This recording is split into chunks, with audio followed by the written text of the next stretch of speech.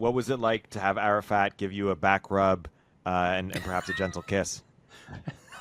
Well, I have to say, it was a unique moment in my life.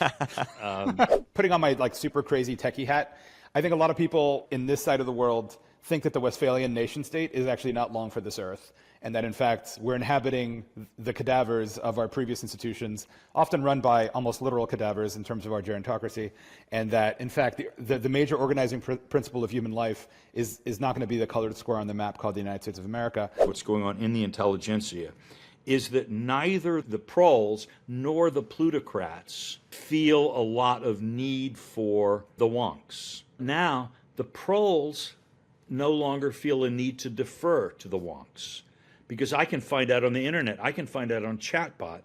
I don't need you jerk who've been to school for 30 years and have your nose stuck up in the air about how much smarter you are than everybody else. There was a moment, by the way, where Boris Johnson said, well, if we had more women in power, this would never have happened in Ukraine. If Putin were a woman, he wouldn't have invaded Ukraine. Have you never heard of Catherine the Great? What is wrong with you?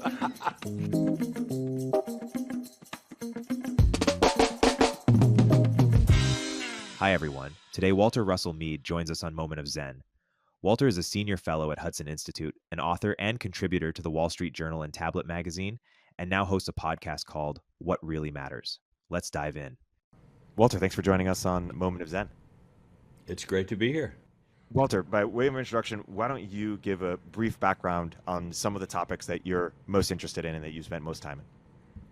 All right, great. Well, I guess my big interest is the sort of evolution of the global capitalist system, the way it's changing our society, changing the world, trying to get a handle on the various opportunities and dangers it provides. At the moment, we seem to be edging toward another one of these great global catastrophic wars that have marked the last 100 years. We're having the information revolution is disrupting every society on Earth. So and here in the United States, we're having fundamental questions about who we are as a nation and as a people. So there's lots to think about. You have a series on tablet, and that people should definitely check out. And one of your posts is called the American Crisis.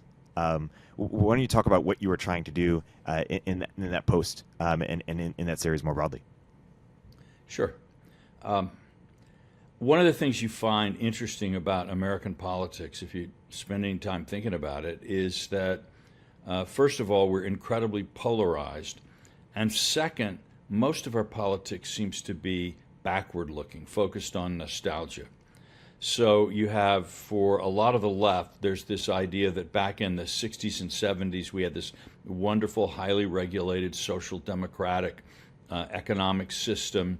And, people as they imagined in the good old days, everyone was more equal. Factory workers had jobs for life. Everything was good. And then a bunch of evil capitalists came along and destroyed this quasi-utopian society. And so what we need to do is go back. We need to bring the factories back. It's almost like the Plains tribes talking in the old, let's bring back the buffalo, and then everything will be fine again. So you've got that kind of nostalgia, but then on the right too, I think you find this nostalgia for, again, an imagined past. It's Ozzie and Harriet. Everyone is happy. Everyone is living in a nice nuclear family. Everyone behaves. Everyone goes to church or synagogue or whatever. And, both of those, neither of those visions, I think, is going to get us anywhere in the 21st century. We should be thinking about what's possible in the future, but also both of those approaches, I think, sort of don't look at some of the deep pathologies that were at work in our society even then, and have only grown worse since. And again, people on the left and the right are united in their perception that American culture is kind of materialistic, that we've lost a lot of the social capital, communities are weak. There's a kind of, no one is particularly happy with the kind of state of American politics, morality, these things. but the ways these are understood are basically keyed into these dueling forms of nostalgia. So I'm trying to take a step back from this, look at it in some kind of historical perspective. And what I find is that the concept of the information revolution is really useful as a way to try to organize some of these different perceptions and bring them together. So, the Industrial Revolution is the only thing that we have in our history that is even roughly comparable to the scale of change we're seeing in the information revolution. And you look back at what happened during the Industrial Revolution, fundamental change in the nature of the state, huge changes in the family, in the business firm, in religious organizations, in the way people make a living. Cities of 10 million spring up, where in the past 1 million was about as big as a city ever got. Huge cities develop overnight. And let's not forget, the first wars of the industrial age were fought with cavalry, and the last war, World War II, with nuclear weapons. So enormous change. I think, what's happening to us today is change on that kind of scale or even greater. And it's the most common thing in the world to hear from everybody from, tech bros to social, hapless public intellectuals who don't even know how to turn on our computer without help. But, the information revolution is dynamic, it's changing everything, but that coexists with an expectation that nothing really important is going to change. Everything is going to go on as it was before. And it's not. Our social institutions are changing, our political ideologies are woefully inadequate to the challenges that we face. So I'm just trying to work my way through these things. Walter, if you kind of take the frame of the Industrial Revolution ends with World War II and FDR and this kind of blue social model, it's interesting to think that, okay, we don't actually have an updated social model for the information age, right? Like we're and arguably maybe not the tail end, but getting to a point where we're seeing the signs of fraying of the FDR model. And in a world where we don't have the same religious and civic institutions that kind of bound us as a society, and the kind of weird happenstance of post-World War II, we're kind of the only major developed country that has an economy, and we're kind of rebuilding the rest of the world. I'm curious, like, how you think about that, given that model kind of emerged also in a very weird period economically. Right. Well, you have to remember that, yes, sort of from say 1945, 1950 on, we had this social model that seemed to work and people were happy with. But that's after about 100 years of industrial revolution, chaos, revolution, civil wars, and I'm not just talking about the United States, rise of communism, rise of fascism. So this blue model, this sort of fully formed, regulated industrial economy, which kept most people mostly happy most of the time, only comes at the end of an incredibly long process. Now, all of us, you guys, I think are too young to really remember when this was sort of really functioning and people really thought it would go on forever. But there was an amazing time of sort of technocratic hubris post-World War II, where we really thought that the big brains had figured it out and that every policy problem had an answer that was in a textbook. And the art of politics was basically finding the right smart guy who'd go to the textbook, find the answer, and then you as the politician do the social engineering, whatever you have to do to get the stupid proles to go along with what was good for them. But that's a highly unusual situation in modern society when the people in charge thought they understood how the system worked. Think of the British facing the Chartist revolt in the middle of the 19th century. They don't really know why this thing is happening, what do we do about it, where it's going to go. You're dealing with problems that are erupting on the fly. And so we have a whole technocratic culture of getting credentialed, going to school, thinking inside the box, formed by this era in society when it seemed as if the answers were known and we knew what to do about everything. And now a group of people who've been socialized into this are suddenly confronted with a whole range of issues and developments that they don't understand. Hey, we'll continue our interview in a moment after a word from our sponsors. Are you building a business? Well, if you haven't already been asked by potential customers or investors about SOC 2, ISO 27001, GDPR, or HIPAA compliance, you will be. Achieving compliance can unlock major growth for your company and build a foundation of trust, and Vanta can help. Vanta automates up to 90% of compliance work, getting you audit ready in weeks instead of months, and saving you up to 85% of associated costs. Vanta scales with your business, helping you successfully enter new markets, land bigger deals, and earn customer loyalty. Bonus, our Moment of Zen listeners get $1,000 off Vanta. Just go to vanta.com/zen. That's VANTA.com/ZEN. If you're a startup founder or executive running a growing business, you know that as you scale, your systems break down and the cracks start to show. If this resonates with you, there are 3 numbers you need to know: 36,000, 25, and 1. 36,000. That's the number of businesses which have upgraded to NetSuite by Oracle.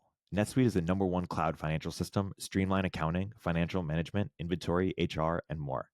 25. NetSuite turns 25 this year. That's 25 years of helping businesses do more with less, close their books in days, not weeks, and drive down costs. 1, because your business is one of a kind, so you get a customized solution for all your KPIs in one efficient system with one source of truth. Manage risk, get reliable forecasts, and improve margins. Everything you need all in one place. Right now, download NetSuite's popular KPI checklist, designed to give you consistently excellent performance, absolutely free, at netsuite.com/zen. That's netsuite.com/zen to get your own KPI checklist. netsuite.com/zen. Walter, I'd be curious, one of my favorite books that you've written, God and Gold, highly recommended. There's a lot of talk about the individualism that exists within the kind of call it Anglosphere and how that form of both Protestantism and capitalism kind of came together to create the world we have today. I'd be curious your thoughts, having written that book and kind of thought about that topic. It feels like we also live in a very individualistic society today, even like hyper individualistic. I don't necessarily live close to my family. I moved to some coastal city for a job. I live in this very atomized existence, at least in the West. And I wonder if that contributes a lot to some of the kind of social set of challenges that we have today. I'd be curious how you think about that. Yeah, well, the key to all these things, I think, is balance. Life is not either or. You're either an individualist, with a completely self-contained, hedonistic or whatever lifestyle, or you are rigid communitarian, marching in lockstep with your extended family out to your fifth cousins. But there's a balance. And what I've said historically, one of the reasons that the Anglo-American world has had such success with capitalism is that we combined stable institutional and cultural forms with a very individual, with an opening for individualism. And people didn't feel that they were necessarily opposed to each other. So say in France, when the French Revolution comes along, you have this very sharp conflict between the church, representing a kind of historic continuity, which sees the monarchy and the nobility and all of the fairly rigid structures of early modern France as necessary. And then the revolution, which feels it has to break the church to move forward into a modern existence. English history is much more a kind of small shifts and accommodations.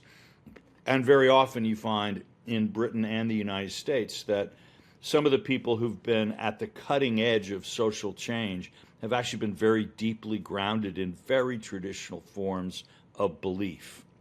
So that that ability to hold a balance between a very individualistic, forward-looking psychology and yet a grounding in some kind of sense of tradition and mores.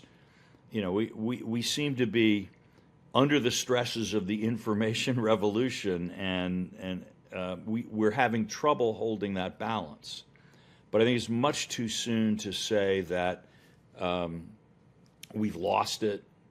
I think actually I'm a bit optimistic. I think some of the social changes we're seeing now are going to be pushing us back toward a healthier balance between these two.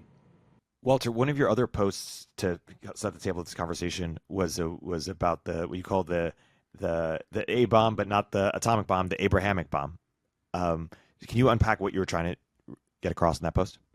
Yeah, this is something I think that at some level all of us know, but maybe it's so obvious we don't bother thinking about it or reflecting on it, which is that beyond any doubt, the most important revolutionary change in human society has been what you can call the rise of the Abrahamic religions, or the family of Abraham. 3,000, 4,000 years, 5,000 years ago, whatever, in the Middle East, some guy in a city heard a voice telling him to go out and wander, and this voice, which he understood to be the voice of God, said, go to this new land, and your descendants are going to bless the whole world. Christians, Jews, and Muslims all look back to that encounter of Abraham with God as the origin of their faith and of their worldview, of their civilization, really. And we've seen over the millennia the people who are in this family have grown from literally a family somewhere in the Middle East to at this point being over half the population of the world. But I would also say that Abrahamism is not just about worshiping a particular deity of the ancient Middle East. There's a view of history that the Abrahamic religions share, which actually is widely shared among secular people today, and even quite ardent atheists are Abrahamists in a basic way. That this Abrahamic picture is that, in the early days of humanity, everything was fine. We lived in harmony with each other, and in nature, it was just fantastic. That's the Garden of Eden in the religious stories, and that's the kind of primitive communism of Marxism, and it's this sort of, fantasized dream world of early Rousseauian, harmony that we see in a lot of the left today, non-Marxist left. And then something happens, and this blissful, idyllic human race falls into history. That is, class divisions, race, culture, money. We start fighting. We're not in harmony with ourselves. We're not in harmony with nature. And everything is just spiraling down, except, again, in the Abrahamic religions, God decides not to let us sort of go off our own destructive way, but sends prophets, lawgivers, acts in history to sort of turn the human story back. And the goal is, at the end of history, to borrow a phrase that was pretty frequently used 30 years ago, at the end of history, we're going to be back to a higher version of that original paradise. We'll live in harmony with each other. We'll live in harmony with nature.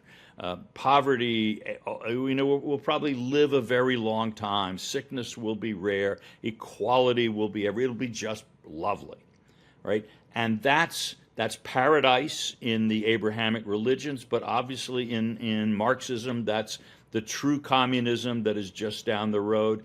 And for liberalism, the sort of dominant civic faith of the United States and much of the West, that's how liberal institutions and liberal values will restore humanity to that kind of early harmony. And so in that sense, this vision of Abrahamic history is dominant almost everywhere in the world today. And some of the ethical and intellectual foundations of this are widely accepted. For example, that there is the world is monocausal or irrational. You can, if I do math in my head, that can actually tell me something about quasars billions of light years away. Again, in the religions, this is because there's one creator who made the whole thing, and it's sort of congruent with his nature. But among secular people, there's a kind of, they carry this element of Abrahamic religion into their intellectual world as well. So now the downside maybe of some of this, or rather one of the more interesting features, is in a time like ours, when the end of history seems to be very real and very close, when, for example, the atom bomb could destroy us all at any given moment, or climate change could wipe us out in a few decades, or AI is going to attain sentience and take over. Or in maybe more benign ways, we learn to extend the human lifespan indefinitely, we upload ourselves to the internet, who knows what. But we seem to be at this moment where human history as we've known it is moving, or may move, to some either catastrophically good or utopian-esque, fantastically great stage. And politics then becomes about how do we either stave off catastrophe or attain utopia. And that's a very different kind of politics from politics when you're not living under the shadow of the Abrahamic end of history. One thing that you also say that was surprising to me is this idea, there's this broad idea that sort of religion's peak is behind us, and that among brilliant people all over the world that we're becoming less religious, and you point out that that's like a uniquely Western thing, and that globally overall, in fact, religions are more popular, or at least the Abrahamic religions are more popular than ever. Yeah, the numbers are amazing. Africa, sub-Saharan Africa, had only a tiny number of Christians at 1950, at the end of the colonial era. Today, there's something like 350 to 400 million Christians there. And we're seeing not only religious conversions, but changes in religious demography as Pentecostalism has gained adherents across Latin America. Korea, South Korea is Christianity is the largest religion in South Korea today. That was certainly not true 50 or 100 years ago. So things are happening. But I say more than this. It's not just that more people are professing religion. It is that politics has become infused with religion. So that instead of entering a secular era when religious concerns drop to the background, we've actually entered an era where politics threatens to become religious war. So if the wrong party wins, we'll take the wrong policy decisions about climate change, and that's going to kill all life on the planet or destroy human civilization. And when you're in that kind of, when those are the stakes of the next election, the old rules no longer seem so compelling. All these liberal procedural rules about, majority rule, but if the majority is going to kill us all, why should we let an uninformed majority rule? And so we find people reacting to disinformation or misinformation on the internet as an existential threat to human society, as opposed to just a bunch of stupid people yelling at each other. I think we actually are in an era of religious conflict, but of religious conflict, many of whose participants, A, don't know that they're in a religious conflict, and B, who are atheists. Disinformation is heresy. Yes, it is heresy, and you see, it's evil to let it spread. It's evil to let it. You are not doing your duty if you don't suppress heresy. Professor Mead, I agree with you. I don't think we're living in a secular age. In fact, it seems like one of the most religious ages I've ever lived in. I often say there's a conservation of religion. Religion never goes away. It just gets replaced by bad religion, in my opinion. So I totally agree with you there. I will say it's interesting, your Abrahamic tradition post that I was just skimming over just now. Yeah, so as a piece of personal background, I converted from Catholicism to Judaism, actually. And so I kind of I kind of ripped out the Gospels from my Bible, so to speak, and tossed it aside. And I've written about it for Tablet magazine in the past, actually, a publication I think we've both published in. And I mean, you're definitely correct, right, that the Abrahamic tradition is very real, and I think it's as dominant as you say. I do think there's a difference, and I think getting to your book, by the way, which I'm going to plug on the podcast, Ark of the Covenant, probably the best book on U.S.-Israel relations that I've read. I think there's a lot of drama in this book. As you can tell, it's a pretty thick book. And I think a lot of the drama in that book can be explained by, I think the differences, often in the U.S. we gloss over the differences, saying the Judeo-Christian outlook.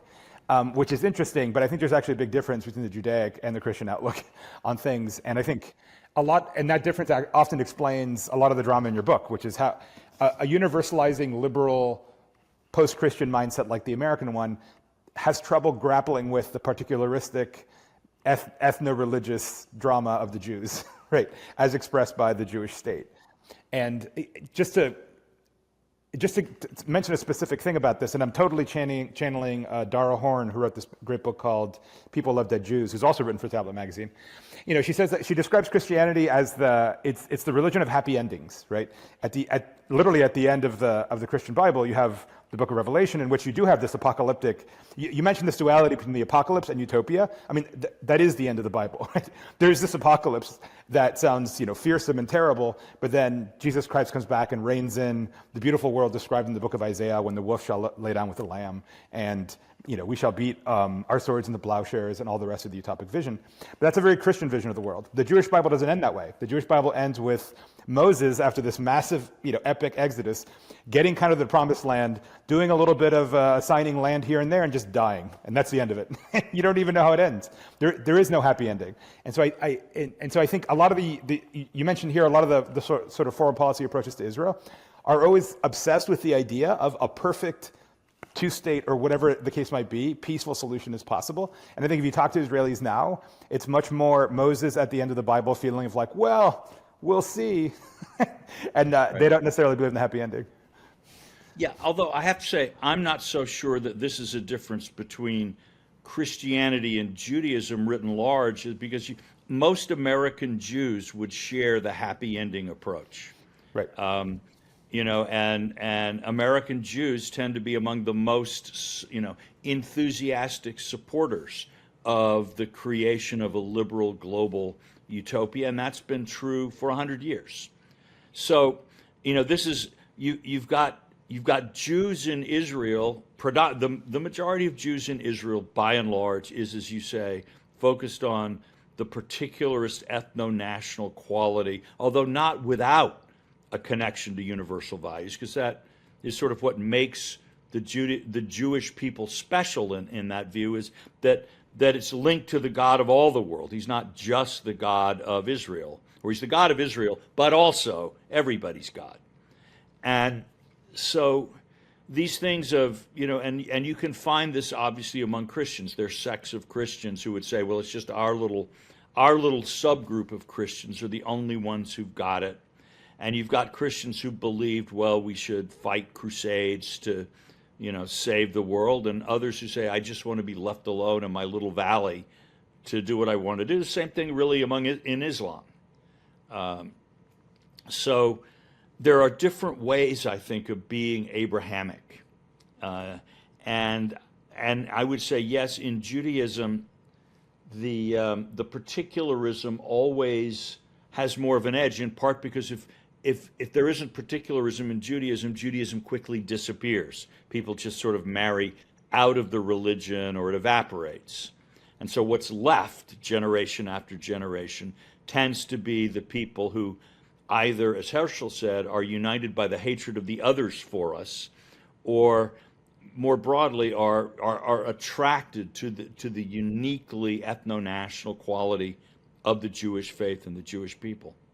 That's right, yeah. And it's funny, you put your finger on another thing that is a running theme in your book, which is that, the diaspora Jews, right, the Jews in the U.S., have often very different views about Israel than than Jews in Israel now. And in fact, I think it's increasingly the case. As Israel becomes more right-wing, more religious, I mean, you feel it here a little bit. In the synagogues of the United States, there's like this massive identity crisis over how pro-Israel to be. There's a lot of growing BDS sentiment, even among American Jews in the United States.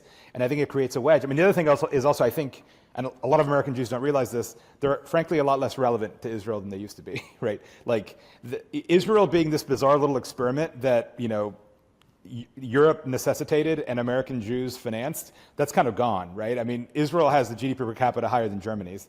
It doesn't need the US aid package for as much, and in fact, Tablet has actually written a post saying maybe we should just get rid of it, right? Like, the Israel today is not the Israel of the past, and the Israel of today doesn't really care what Jews on the Upper West Side think anymore, right? Just to be blunt about it. That's true of some Jews in Israel, heavily represented in the current government. It is not, it's not true of all Jews in Israel. That's the thing. You cannot make generalizations about the Jews. Except that they have many points of view.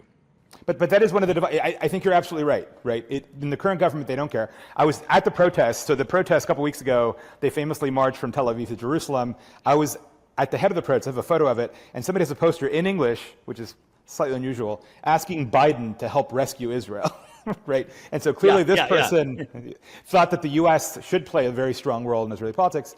And just fast forwarding to some real politics going on right now, right? There's a sort of Saudi Arabia-Israeli sort of peace deal going on, and the Biden White House wants to condition that on progress with the Palestinians, whatever that means.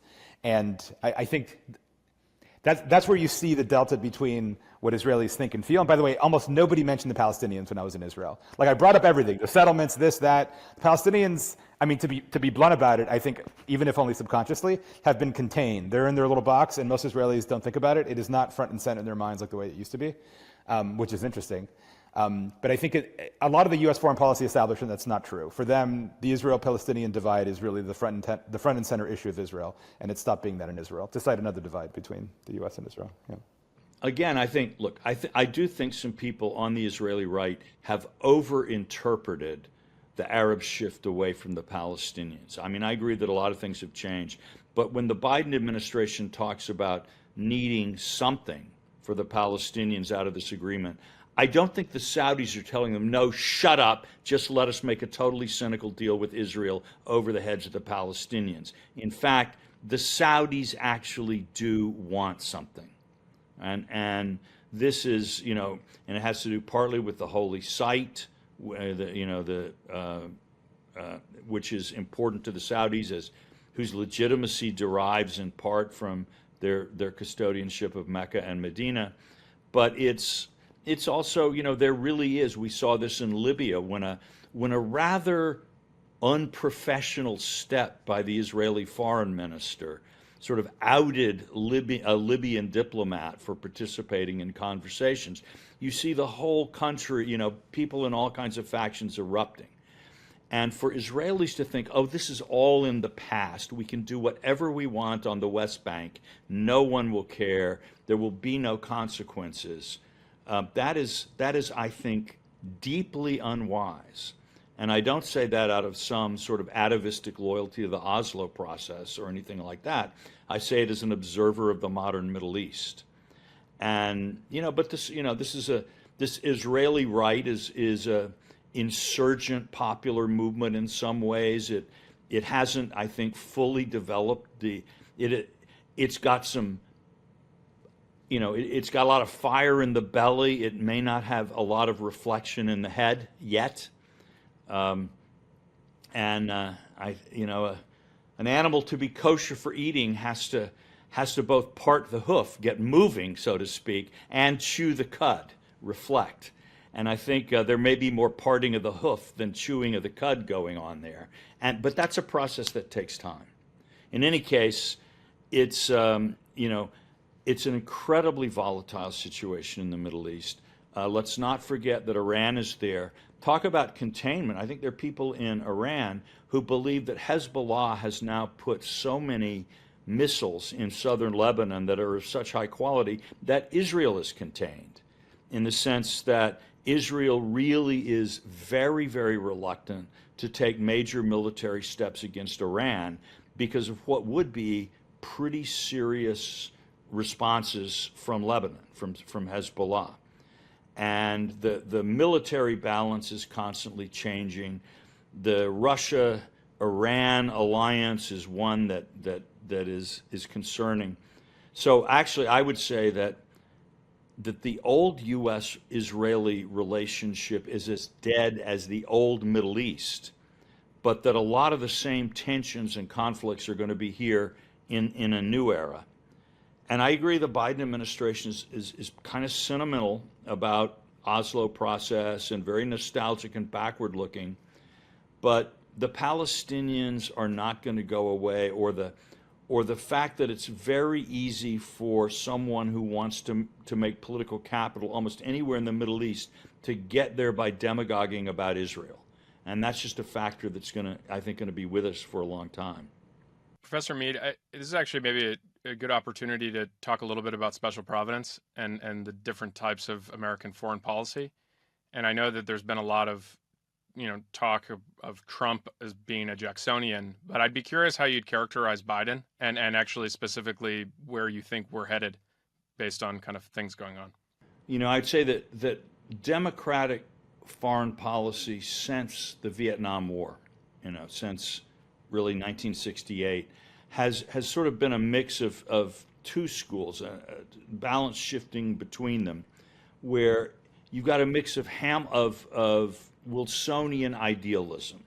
Let's get rid of racism. Let's create gender equality around the world. Let's abolish nuclear weapons. Let's make international law real. It said, let's reform the world and make this liberal utopia that in the long run is the only way for the United States to be safe. And that's a very important strain in democratic thinking. But at the same time, there's a Jeffersonianism. That is, let's limit our commitments. Let's not get in over our heads. So you'll find, say, an Obama talking about, I'm going to become president, the oceans will start to recede, we're going to move toward nuclear disarmament, we're going to reconcile with all of these different countries. And then the reality is, and the Wilsonian side of the party is always writing checks that the Jeffersonian side does not want to honor when they come due. And so you oscillate between an incredibly expansionist agenda and a very limited set of means. Now, briefly, I think in the Clinton years, that was sort of overcome by just, American power seemed so great and you seemed to be able to do anything you wanted. So the sort of world order building side didn't have to pay much attention to the cautionary side. But I would say both Obama and Biden have been deeply torn between high ambitions and very limited means. So, a great example to me is the U.S. Embassy in Kabul tweets out, greetings in Pride Month, and, as the U.S. is preparing to withdraw and leave everyone in Afghanistan to the mercy of the Taliban. All right, that's the perfect example of a bad fit between a Wilsonian agenda and a Jeffersonian policy. And do you think there's a place in the near future for a Hamiltonian foreign policy, or maybe there's no constituency between either Republicans or Democrats? Well, look, I think the essence of Hamiltonian thinking has always been a sort of fruitful relationship between the federal government and American business. It's sort of model. Alexander Hamilton looked at the way the Bank of England had served to both stabilize government funding and empower government spending, including government military spending, but also provide a great source of capital and credit that enabled British business to take the world by storm. And so that idea of a sound financial system that helps your business, stimulates your economy, makes you rich enough to be able to afford all the national security policy and so on that you need, and a developmental federal state. That's there in Hamiltonianism. But after, in the early 90s, the American business community started going totally globalist.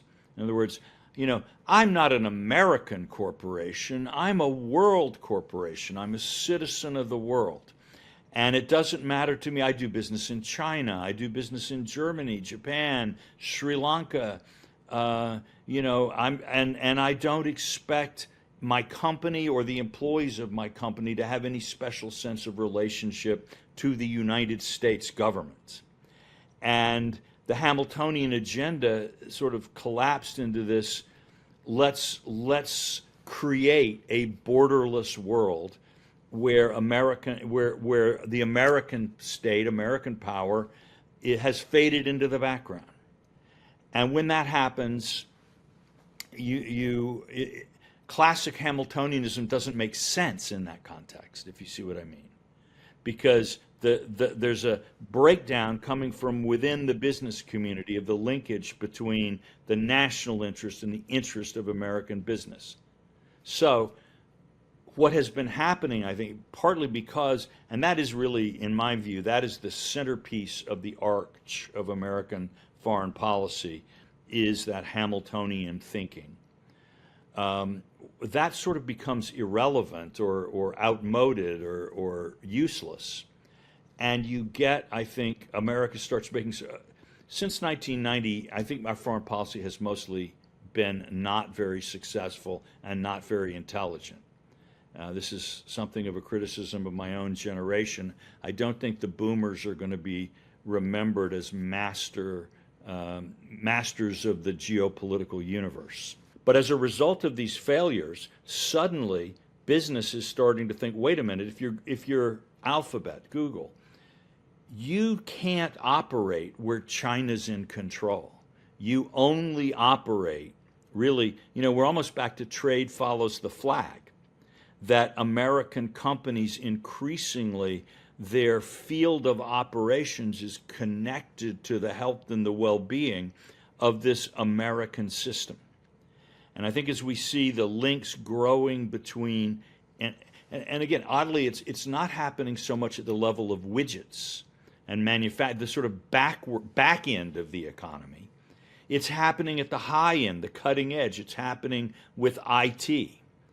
It's these companies that are suddenly, like it or not, being, put back under a flag. And I think we're going to see more of this simply because in our day, the connection between information and power is so close that states are going to care a lot more about what tech companies are operating in their countries and how they're set up and what they do with the data and what data do and don't they withhold from the government, et cetera. But also, companies are going to see their business model as to some degree dependent on a positive relationship with a nation state. And that, and this I think is helping to drive the geopolitical competition that we're seeing, even as that geopolitical competition is affecting it. So I think we may see a kind of a renaissance of Hamiltonianism, of it now becoming the people in the C-suites are going to have to start becoming a bit more patriotic. It's also, by the way, true that as the country at large saw the American business community sort of sublimating out of any sense of common citizenship or loyalty to the United States, then public sympathy for business cratered. Because why? What is the connection? You're incredibly rich and you're a citizen of the world. I'm lower middle class and I'm a citizen of Muskogee, Oklahoma, USA. You're not my friend. You're not my ally. When you do well, it doesn't help me. And you don't have any real interest in me doing well. So that globalization, sort of excessive globalization of the American business psychology, I think laid the foundation for some of the political upheaval that we're having. And I think the answer, again, is to get back, is not to sort of keep trying to transcend that which cannot be transcended. Because like it or not, we're in an age of geopolitical competition. Like it or not, states matter. And they matter both to business and they matter to citizens. So I think Hamiltonianism is going to make a comeback, but it won't be the same as what we've seen after 1990, and it won't be exactly what we saw in 1980 or 1970 either. Professor Mead, I think one thing, putting on my super crazy techie hat, I think a lot of people in this side of the world think that the Westphalian nation state is actually not long for this earth, and that in fact we're inhabiting the cadavers of our previous institutions, often run by almost literal cadavers in terms of our gerontocracy, and that in fact the major organizing principle of human life is not going to be the colored square on the map called the United States of America, because that no longer is the basket for a set of media, values, tropes, businesses. And I wonder, do you think about what if that order were to shift, or what if that order were to fail? Just to cite one of the more interesting characters we've had on our show, a guy named Balaji Srinivasan. He has this book called The Network State.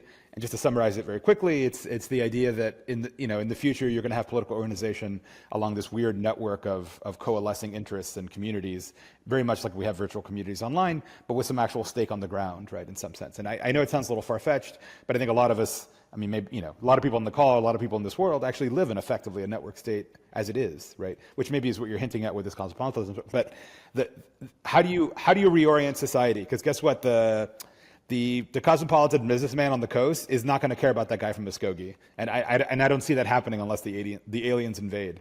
Well, I think an alien did invade, and his name was Donald Trump. And the thing is that politics does matter. And maybe you can move from Los Angeles to X, but I think ultimately guys like Xi Jinping, are not going away. And states are going to matter. Actually, the state today remains more powerful than 100 years ago by orders of magnitude. The U.S. budget, federal budget in 1900 was like $500 million a year. There were a lot of American individuals and many American corporations whose worth was greater than the budget of the United States. Elon Musk is a drop in the bucket compared to federal spending today. It's a different, the state is even just considered purely economically, the state is a bigger actor. Now nation states, I think a lot of people who talk about the Westphalian nation state have no clue what they're talking about. And the kind of, the silly thinking about what states are and aren't is everywhere. Most states today, for example, are not nation states. Gabon, the Democratic Republic of the Congo, these are not nation states. There's no nation. There are people groups who were randomly assembled in a colonial era, and there's a tiny, quite avaricious, corrupt, and ineffective bureaucracy that is good only at controlling. Those are network states. The Congo is a network state. And they're not very good at getting things done. So I think there will still be this need for powerful human organization. Joint economic interest is not as powerful for that as a sense of identity, belonging, common destiny. And I think let's call them communities of destiny rather than ethnic nation states. And I would agree with you that the nature of these communities could change. In 1800, people in modern Czechoslovakia, then Bohemia, didn't necessarily think of themselves as either Czechs or Germans or anything else. 100 years later, they certainly did. So these identities are not fixed, but one of the reasons the EU is so sort of weak as an international actor is that French people don't feel as loyal to, invested in, bound by the EU as they do by France. And we can't forget that politics is a competitive process. And entities that are able to command loyalty act sacrificial loyalty. People will die and be kill and die for them. Dedicate their entire lives to their well-being. those entities are going to have considerable advantages in any contest for power. Technology will change the nature of the state. I have absolutely no idea. That's been no reason to think otherwise. It's been going on for centuries. The changes will be dramatic. Many of them will be unexpected. But I really think that human organization and power cannot be divorced from a kind of from these senses of loyalty and connection, and that a discombobulated entity is going to be at a disadvantage when it's faced with even a quite negative and backward-looking but united group of people. Just to add one comment to that, I mean, you're right that your comment about the nation state is obviously correct, but even the nation states that you probably would cite as nation states, right, were themselves invented, right? I think of Benedict Anderson's Imagined Communities and the role of what he called print capitalism, the internet of its time, in constructing artificial entities like Germany and Italy, which it's worth remembering, Germany is younger than the state of Florida as a political entity, right? So is Italy, as a matter of fact, right? These were invented things, right? What we call Italian didn't exist before. I mean, even now, Spanish is in fact the language of Castile and Leon. It's not really the language of most of Spain. That was also an invention. I think you're pushing that a little too far. I think Machiavelli had an idea of Italy in the 16th century. But you're right that it was not, there was not a political agenda behind it. But when they called up forth the idea of Italy, it didn't, people said, oh, what a weird and original idea, never even thought of that before. These things do change, but they grow. They don't just spring out of nowhere. They grow gradually, and they grow often by a power of attraction. They appeal to something. Yes, we're going to see different forms of this in the future. I have absolutely no doubt. But I think again, the states that are connected to these communities will be more powerful than states that try to exist in a kind of a vacuum based on abstract calculations of either interest or value. Which, to that point, then, a state like Israel, rooted in an actual, community of destinies, so to speak, Right. has a bright future as a cohesive entity. To the extent that those who share the identity can agree on what it is and what it means. But yes, and that's the thing, the stronger the sense of identity, the more people fight about what it means, what that identity means, because it matters more. People don't really argue all that much about, say, what the Mauritanian identity might mean, right? But they argue passionately in France about what's the true French path or whatever. So, again, we sometimes think that evidence of conflict and dissension in a society is a sign of its sort of weakness and permeability. Actually, it's often a sign of deep strength that people are so, and I think much of what we see in the United States today, by the way, is about people who really want things to be right here, because part of their idea of the United States is that it's a place where we try to do the right thing. So Walter, I mean, one question we often ask amongst ourselves is, and definitely there's a school of thought, which I'm going to guess you don't lend a lot of credence to, that there's an era of post liberalism, right? Or that liberalism has run its course and something comes after. And this, how much of it is real versus just like an online role play? Obviously, it's somewhat questionable, but there's clearly an appetite for the thought of, is there something coming after, or getting back to the end of history? I love Fukuyama, by the way, and I think he's one of the most misunderstood intellectuals in recent history, and we are in the end of history. He was absolutely right. You read the last chapter of the end of history, which almost nobody did, and it describes our age, I think, particularly well. But part of Fukuyama's big prediction, right, was that there would be nothing coming after, right? There was the communists were wrong. There wasn't going to be communism after there was liberal capitalism. So do you feel that there is a post-liberalism happening or something happening, or you, at a very high level, agree with Fukuyama that in some sense this is it when it comes to human political development? Well, I guess specifically just about liberalism. Liberalism, has died repeatedly. The 1930s were peak post-liberalism, where everyone agreed that liberalism was this old, dead 19th century thing that had absolutely zero meaning in our bright new modern world. And maybe it's Mussolini's fascism, maybe it's Hitler's Nazism, maybe it's Stalin, maybe it's Trotsky, but no thinking person thought there was a future for liberalism at all. And what I find, and when I listen to people who think of themselves as post-liberals argue with each other, generally speaking, it devolves into an argument between liberal post-liberals and illiberal post-liberals. That is, liberal post-liberals who actually still think, things like tolerance and so on are based. Let's try to be liberal about being post-liberal. And then illiberal post-liberals want to censor everybody, or have a sort of active animus against liberal values.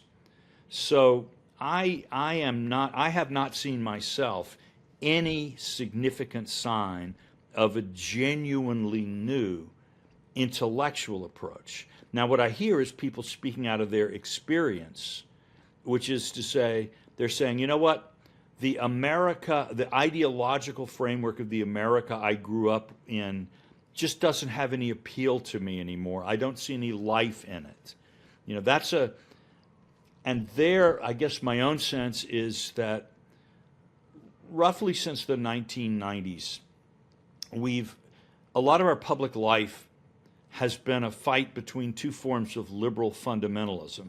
And there can be such a thing as liberal fundamentalism, though I think that's contrary to the core ethos of liberalism, that you had the market fundamentalism. Free markets will fix everything, and the less we interfere, blah, blah, blah, all of that.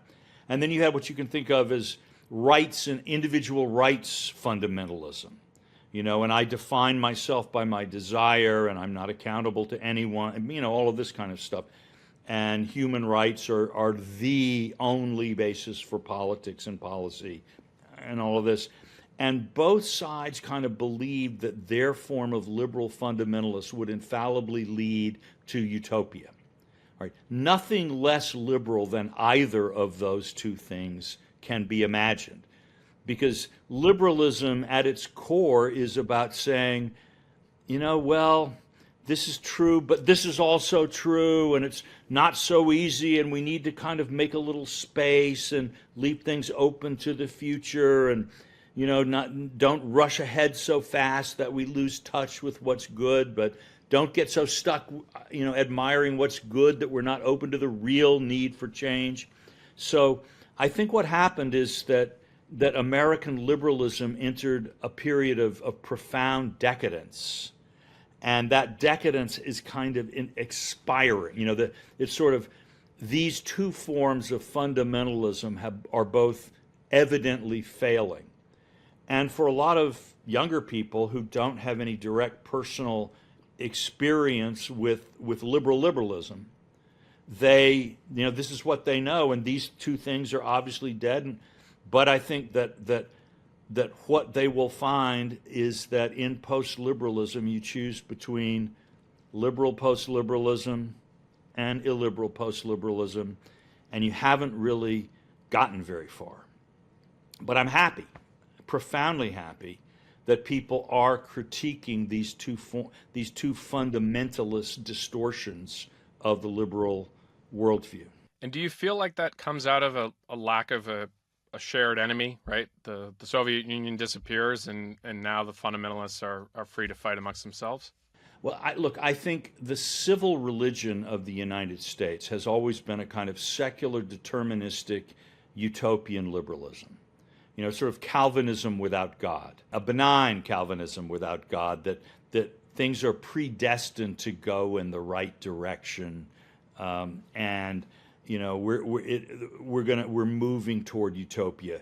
In America, we're moving toward utopia, and we're going to lift the whole world to utopia by the power of our example, or maybe the example of our power, either way. And so there we are, and we interpret just about everything that happens through the light of this set of ideas. And so the fall of the Soviet Union Absolutely. But you know what? You go back, fall of Nazi Germany, just read all those things idiots were saying. And actually, they weren't idiots, but they were carried away by the United Nations. The amount of hope that serious people invested that this would now finally establish global peace, world governance, all these fabulous things. Look at 1918 and Woodrow Wilson and that sort of triumphal era. Look at before World War I, when they really thought, okay, Western civilization has done it. This sort of naive optimism is sort of the default position of the American mind. And, we individuals can kind of shake ourselves loose from it and maybe become critical and reflective. It's very difficult for our political class as a whole to do that. I would say they've largely failed. And so what I see after 1990 is yet another example of the American intelligentsia profoundly misinterpreting the direction of world history based on this underlying civil optimism, civil religious optimism. And so if you were to take that to today, from your point of view, is there something that the American intelligentsia is misunderstanding about, whether based on history or geopolitics that's happening today, that's similar, or is it just a continuation of the 90s? Right. Well, now I do think something really interesting is happening to the intelligentsia today, because the modern the intelligentsia of the industrial, let's call it the progressive intelligentsia, and by that I don't mean like far-flung, way out people in the faculty lounge of today, the way super progressive. I mean like 1920s and 30s progressive, John Dewey, all of this stuff. What they saw was that society was divided into two groups of people: the ignorant, selfish, common people, workers, and then the ignorant, selfish plutocrats. And left to themselves, the plutocrats would so oppress the common people that the common people would rise in revolt, and and you'd get communism or who knows what horrible things. And so what was needed was this intermediary class of intellectuals who has studied social science, who wrote peer-reviewed articles, and were concerned for this general social good, not for their own petty, selfish advantage. And so the American reform for like 100 years has been about taking power out of the hands of either grubby populist demagogues or else greedy, nasty plutocrats, and placing it in the hands of Fauci's and the hands of the bureaucracies, right? And that let's take the politics out of government, so to speak. And they've seen their task as, in particular, educating and uplifting the poor and disciplining them. So prohibition was part of their, we got to get the proles off liquor so that they can be more sensible. But they saw that as part of the same reform. This is, we got to break the power of Tammany Hall, and we've got to go away from having the spoil system, so they just elect grubby political followers. No, you have to pass a test to work for the government. So only by merit, and by merit we mean getting good scores on academic tests, because really, what is more meritorious? What possible human activity is more meritorious than that? So this is the golden age of the wonks. And what's happening today, I think, and this is really central to a lot of what's going on in the intelligentsia, is that neither the proles nor the plutocrats feel a lot of need for the wonks. Back in 1900, the average American might have had an 8th grade education. You're a farmer who's lost your farm, or you're an immigrant come to America from overseas. You might not even be able to read or write. And the teacher in the school knows everything about how your kid can function. And the doctor is the source of the only medical information you're going to get. Trusting the credentialed people was what everybody needed to do. And my grandfather was a doctor in a small town in South Carolina. He was almost like the voice of God himself, because nobody could go to Dr. Google and get second, third, 15th, 20th opinions, right? Or listen to Vivek, sort of pumping his latest quack cure for some ailment. None of that existed, or it was, not well. So, but now the proles no longer feel a need to defer to the wonks, because I can find out on the internet, I can find out on chatbot. I don't need you jerk who've been to school for 30 years and have your nose stuck up in the air about how much smarter you are than everybody else. I don't actually need you anymore. And by the way, you've done a lousy job at taking care of me against the plutocrats. And the plutocrats, by and large, are saying, you people really have no idea what you're doing. You don't understand the emerging tech economy. You're hopelessly backward. Go away. Don't bother us. Those of you who are smart are working for me already in my tech company. And the rest of you are like, not good at math and really have no visible function. And so a lot of what's going on in American culture and American politics right now is the sort of effort of this professional managerial class to either find a new role for itself or simply defend its position. And a lot of what you hear is sort of rage against people who are defying it. And again, the reality, I would say, with the information revolution is that the wonks, and that's me, by the way, I'm not excluding myself from this is probably you guys too. This is our class, right? We no longer really have the answers in the way that we did 20 years ago, when every economics textbook would tell you exactly what you should do, and the peer-reviewed science, had a lot more prestige. Something like COVID comes along, or ChatGPT, and nothing in your manuals helps you deal with it. And I think that, so we're having the wonk class of America is facing a kind of an existential challenge. And it's the legitimacy of its role in social leadership is being questioned on the left and on the right in all kinds of ways, in all kinds of levels. And I would say so far it's not doing a very good job of, I think we haven't done that badly at defending our turf, but we haven't done that well at, convincing people of our legitimacy. It's interesting. One other thing we've been talking about on our podcast, or even just among us three the past couple of years, is this idea of going back to Israel, is would Israel hold? We've been quoting, referring to Joseph Henrich's book, Weird, about how sort of, the Western package just sort of shatters historic group identities.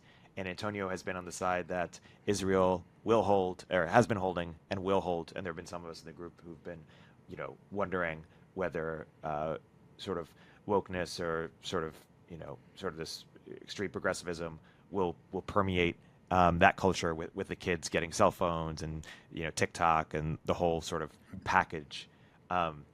Antonio, I'm curious for your feel free to take a victory lap. But did I articulate that well, or what do you think about that? Well, I don't know about a victory lap. But yes, I mean, I do. I think we often overstress the fact that, and we've had this debate inside our group chats, that just because America or Europeans watch a Netflix show doesn't mean that American culture actually has that much influence, right? And I think the further you go away from the Anglo-American sort of cultural mold, I think you saw it most recently with the French riots in Paris. The whole BLM movement didn't happen, right? They tried playing the BLM. They tried loading the BLM software. It's like using Microsoft software on like a Mac device, and it just doesn't run, right? Like it just ended after a week. Even though Americans thought, oh my God, because again, they see themselves.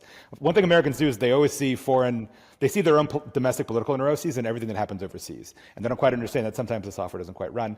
And I think that's particularly true in the case of Israel, in which, again, this I think Professor Mead hinted at it earlier, right? American Jews do care about that secular universalist mold, but increasingly in Israel, and I think Israel's different than much of broadly the West, in that unlike almost every other Western democracy, it's moved to the right and become much more explicit religious over time, right? And that's just not true in the United States. And if you think that's a contentious statement, go back and listen to an Obama speech from 2008, right? And consider what sort of politician could run on any sort of Democratic Party ticket now on what a fairly normie candidate said even 10, 15 years ago.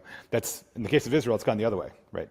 And so I think, in some sense, I don't know if it's going to make it immune to that triumph of liberalism everywhere, but I think that in many ways is the collision there. I wrote a piece about it, Walter, about my time there, and Liel, also a tablet, wrote another piece.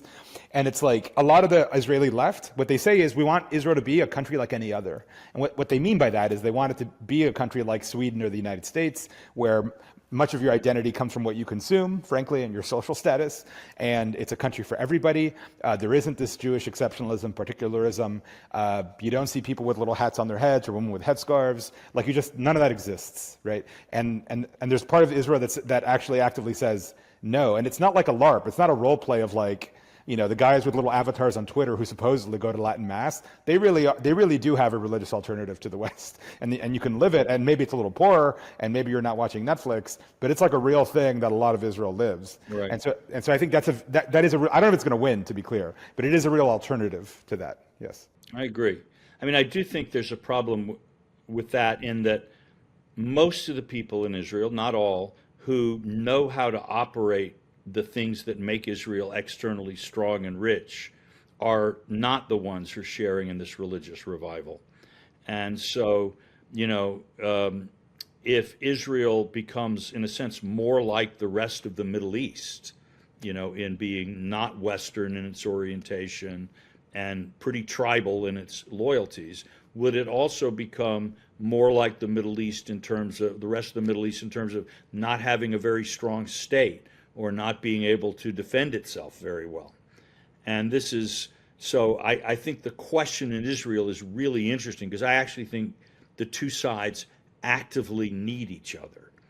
And that, the sort of some of the people on the right who are just sort of hoping, fine, get your passport, move to the EU, and take your stupid tech company with you. That's not really a very viable approach to Israel's future. So there's going to have to be more thinking there. And that's, and it's hard because we're talking about two tribal identities. And I do sometimes think about how historically what happens is Israel is basically united actually it's not united under David for even all of his reign. He's only reigns over part of Israel a lot of the time. And then right when Solomon dies, it breaks into two kingdoms and stays that way until they both disappear. So, the future of the Jewish people is one thing. The future of the Jewish state is always up for grabs. And the history of the Jewish people is that state building does not necessarily come naturally to them. And the most extraordinary, in many ways to me, the most extraordinary figure in modern Jewish history remains Ben Gurion, because he never lost sight of state building.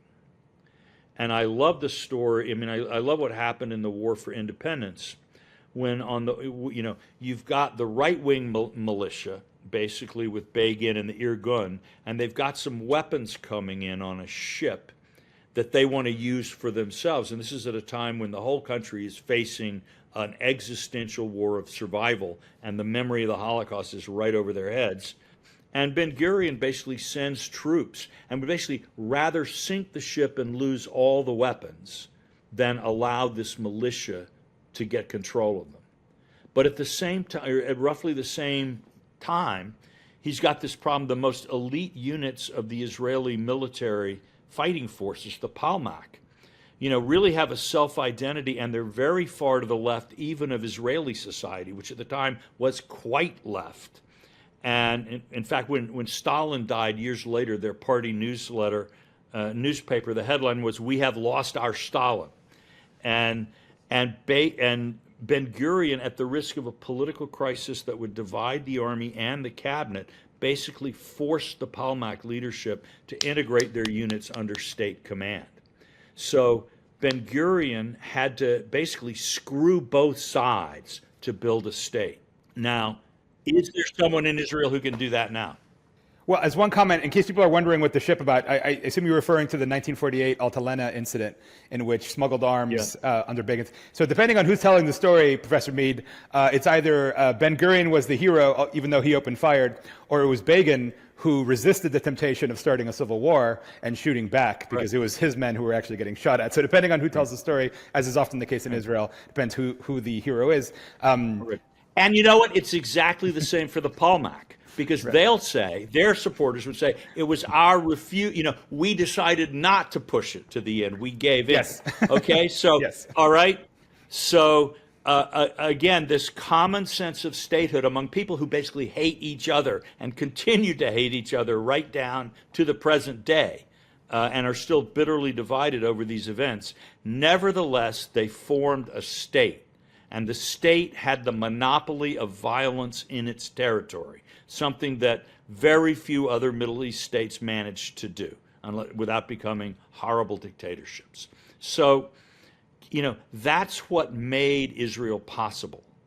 And I think that's what has made Israel continue to grow. And the real question is, when that happened, it was the left that was in the ascendant in Israel, the sort of Western-leaning left. And they had a kind of a constitutionalist tradition and outlook and, sort of had a mold. Both Begin and Ben-Gurion have that kind of a way of thinking. I think on the left today, I think is somewhat decadent in its constitutional thinking, has been infected by rights fundamentalism. And the right in Israel, doesn't necessarily, you got a big range of people and movements in there, but a lot of them are kind of alien, mentally, almost as alien to this tradition as people in Yemen. So how do you, under these new and more difficult, you have a state, but a lot of the preconditions that made it possible are a little weaker than they were in the beginning, even though the state is stronger. How do you negotiate it? And that's, building the state of Israel is a struggle. I don't think success is predetermined, but I see all the I can see all the pieces you would need to do this. I just hope they manage to accomplish it. Well, it's funny you mentioned Yemen. The reason why the right often doesn't understand that constitutional order is because they're from Yemen, actually, and they're Mizrahi Jews who actually came from. Exactly. Right. That's why I brought it up. Right. Well, Professor Mead, I mean, you're wading into dangerous waters here. It seems like you're starting to comment on the judicial reform, which, as you know, is like the most burning issue of the day in Israel. And it's really funny. You riff it on in your book that the U.S. is a covenantal nation, right? And the Jews are obviously a covenantal people, and yet Israel has no constitution, right? It has a Declaration of Independence and a sort of basic law that was passed in the 80s and 90s. Do you want to go into that a little bit? Like, I don't think most Americans actually even understand kind of what's at stake and why everyone's so angry in Israel. What's your take on it, Professor Mead? Well, look, I think, obviously in America, we are no strangers to big political fights over the composition of the Supreme Court. And I can describe the status quo in Israel in a way that would make just about everybody in America say they need some judicial reform. Because suppose the current majority on the Supreme Court could basically veto any future nominee to the court, meaning that the current conservative majority could just not let anybody with a different point of view onto the court forever to the end of time, and there was nothing any politician or political body could do about it. This would drive people in the United States crazy. On the other hand, suppose there is no constitution giving you, any protection really from whatever the Supreme Court might decide, and now your political enemies are planning to pack the court, and they want to say, oh, and by the way, a simple majority in the Knesset can overrule any Supreme Court decision. I mean, what you're basically saying there is, 61 Knesset members have unlimited power. There is nothing they can't do. And I would say any American in their right mind would say both of those are radically unacceptable ideas. And yet in Israel, in a sense, you've got each side is implicated in part of an idea that Americans just couldn't stand. Now, the way that, and again, I'm not going to, the idea that I would be able to arbitrate a constitutional issue in a country where I don't speak the language, don't live, etc. This is all from an observer. But, Israel clearly does, I think, need a constitution, a written constitution, so that I would be solaced in my, if, okay, I don't like the current court. Well, there's some things the court can't do. There's some things the government can't do. I like the Bill of Rights. I don't want it to go away. So we need something like that in Israel. But to get that in Israel is very difficult because, for one thing, it would include Arab citizens of Israel would have to have absolutely equal rights. There's no way you could write a constitution that would sort of openly say, and by the way, we have the second tier of citizens. But if you do that, then a lot of pet projects of a lot of people in Israel can't be carried through. So the fight over the Constitution isn't just what it would be in the United States. It's sort of generic, okay, what are the rules of procedure, the rules of the game going to be? But actually, really important policy outcomes are clearly linked to every piece of debate over Constitution. So it's a tough problem. I honestly, I think, I can't say I know Bibi Netanyahu intimately. I do think from what I've seen of him and what I have seen of the results of some of the policies he's had, I think he's probably got ahead, he's got in his head the ability to come up with something and a better chance of steering it through than others. Yet, Bibi has made a lot of enemies, in some cases maybe necessary enemies, in some cases gratuitous, unnecessary enemies. But in any case, he would have a very hard time becoming the arbiter at a moment like this. So I think, it's a tough situation. Ultimately, what I think held these warring factions together back in the 40s was their common realization that if they, what is it, as Benjamin Franklin said, if we don't hang together, we'll all hang separately. And that was a very real fear. Now, with the Arab countries seeming to be a bit more friendly, with Israel enjoying a lot of margin of military superiority, does the lessening of that fear reduce people's willingness to make sacrifices to achieve a real compromise, even if it's a painful compromise? Big question mark. In some ways, Iran may be Israel's best friend right now. Yeah, as Golda Meir said, I think during the '67 war, the Israeli secret weapon was always having no alternative. And the reality is some Israelis do have an alternative now. They can just leave. It's interesting that we implied earlier that polarization could be a feature, not only a bug, because we just talked with our friend Balaji, where he has the provocative thesis that the polarization in America is so extreme that for blue and red, it's almost like Sunni and Shiite. And it's almost like the partition era. Obviously, it's an extreme claim. But then he goes deeper to say that, in California, we should look at it, or San Francisco at least, like a tribal fight, and that one side is competing, the blue side, and that the gray and the red, or the other side, is not competing. And he's advocating for that. You also have a post where you talk about, hey, could California be Republican again, or does California have to be a one-party state? Why don't you unpack your thoughts there? Sure. I mean, really, I'm just looking at history. I suppose this is one of the occupational hazards of being old, is you sort of naturally default to history. But the first time California went blue was in the 1930s. It had been a red state, since the Civil War. But in the 1930s, you have this wave of poor rural migrants streaming into the state. And they voted, it went 60% for FDR in 1936. And the Okies were kind of the folk heroes of the American Communist Party, Pete Seeger. There was all this sentimentality, and the Okies are going to bring socialism to America, and all the Woody Guthrie songs about this. It was a real moment in American history. And it did move the state left, and the state government had a very ambitious set of programs. Federal spending was very popular there. And yet by the 1960s, California has turned in, California sends Nixon into national life. That's not enough. It then sends Reagan into national life. And for 40 years, California is kind of the center, the hotbed of American conservatism. And the children of those Okies were the sort of base of Reagan's coalition. So, and what happened? It doesn't seem to me to be that much of a mystery. The system worked for them.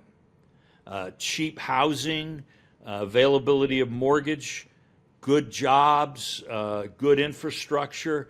Their lives were terrific. It's fun, fun, fun till the daddy takes the T-bird away, not the Internationale. That's not the way they were thinking. And California is the hotbed of this consumer society. And so I ask myself, I look at the poor rural migrants streaming into California today, how would they vote if they had the chance to buy houses? Right now, the median house price in California is like $800,000. Suppose, these sort of green land use laws, they basically trash it all and prioritize, okay, we're going to desalinate water with nuclear power. We're going to have, we're going to really make blue collar jobs. We're going to make cheap housing across the state. How would people vote if one party is saying, vote yourself a house, vote for me, and this is what I'm going to get you? I don't think that is an impossible concept by any means.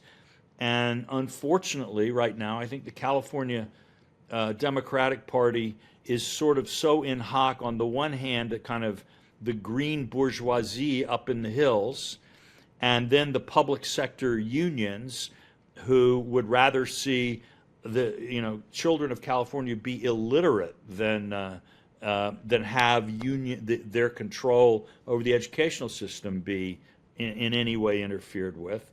And it's hard to see how the Democrats, working with these constraints, are actually able to come up with a program that would help people in California. So there's an opportunity there. Now, will the Republicans seize it, or will some new party come along? I can't tell you. That's the future, where as Yogi Berra says, that prediction is always difficult, and especially when it involves the future. So my crystal ball is as cloudy as anybody else's, but just looking at the past, there seems to me a huge electoral political opportunity for an identity-based immigrant party in California that's about opportunity for those who don't have. I fully agree. I think if you sell the American dream to immigrants in California, si se puede, I think that does probably pretty well. And they want their kids to learn algebra. They want to own a home, and they don't want to pay the high cost of living in otherwise very nice place to live. Right. And why, and what is wrong with that? Nothing is wrong with that. They should have it. And our system and our institutions are perfectly capable of delivering another shot of the mass prosperity that Americans knew in the 50s and 60s. It is, the obstacles are all in our heads. They are not an objective reality at all. Professor Mead, can I interrupt your soft little segue? Erica asked you a random question. Did you watch the Golda Meir biopic by chance? You who's so versed in Israeli... Not yet. Not yet? Okay. Having finished the book, I've taken a little bit of a break from immersing myself I so see. fully into it, but it's on my list. Is it good? I won't say any spoilers about how the Yom Kippur War ended. I know that maybe some people haven't tuned in yet and watched the movie, so it's okay. I mean, I don't think it's great. I don't think it was terrible.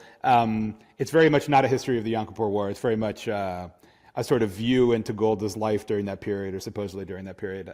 It's worth watching. I think you might enjoy it. Yeah. Well, I will tell you one experience I had working on the book was that Henry Kissinger agreed to go over the sort of help me with any factual problems in the sections on the Nixon administration. And he was at the time, I think he was 98, maybe 97. It was during COVID, so we were doing it on Zoom. It was over a 2-hour Zoom call where he is going through this line by line. And he would say things like, oh, now wait a minute, who was that? It was the undersecretary, oh, what was his name? And then he comes up with the name 50 years later. It is extraordinary. But that experience of having somebody like him, an actual participant in this stuff, really go at you over this. I think I never got a PhD, but I suspect this was harder than any oral exam they ever get. It was really something. I would have loved to do that with her. Yeah, I can imagine. In the film, Kissinger is the other big sort of role in the film, played by Liev Schreiber. And in fact, some of the scenes in the film are actually from Kissinger anecdotes. So it's interesting. Somebody else also bent Kissinger's ear about what happened in order to stage some of the scenes in which Golda would famously receive dignitaries in her living room and serve them cake and give them coffee, which was very yeah. She's very good. Actually, Angela Merkel sort of reminded me of her in some ways, in that, I had a dinner with her at one point, and she really was. I mean, she was grandmotherly. She patted my hand in this very sweet way and wanted to make sure I had enough of everything. People say, sometimes you hear women complain that there is no female way of doing power.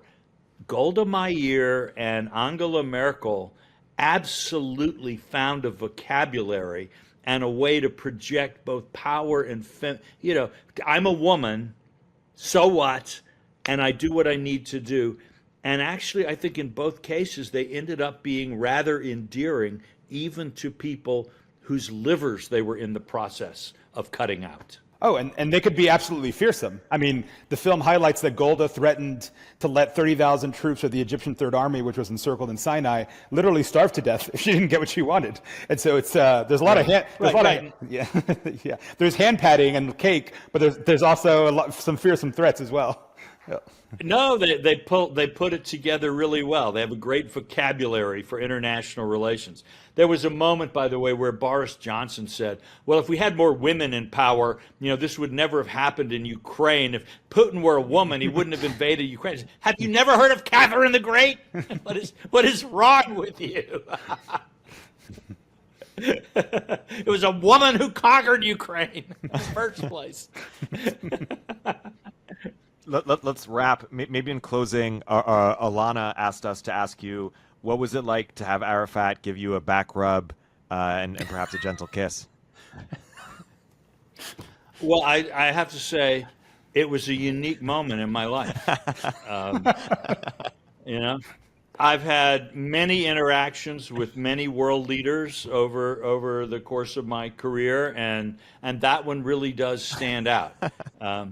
I've thought, if I ever write a memoir, the title might be "The Night Yasser Arafat Kissed Me." I think that would definitely draw some attention to the book. And it was. I mean, it was. Now I'm going to hastily say it wasn't what it sounds like. That